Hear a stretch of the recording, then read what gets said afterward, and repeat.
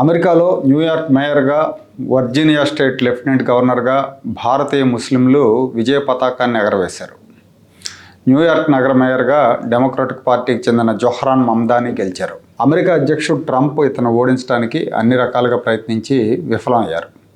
New York mayor పదవి దక్కించుకున్న తొలి భారతీయ అమెరికన్ ముస్లింగా మమ్దానీ రికార్డులకు ఎక్కారు.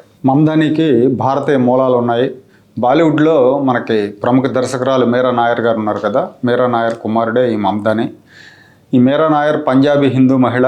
మీరా నాయర్ భర్త మహమ్మద్ మమ్దానీ, ఇతను గుజరాతీ ముస్లిం.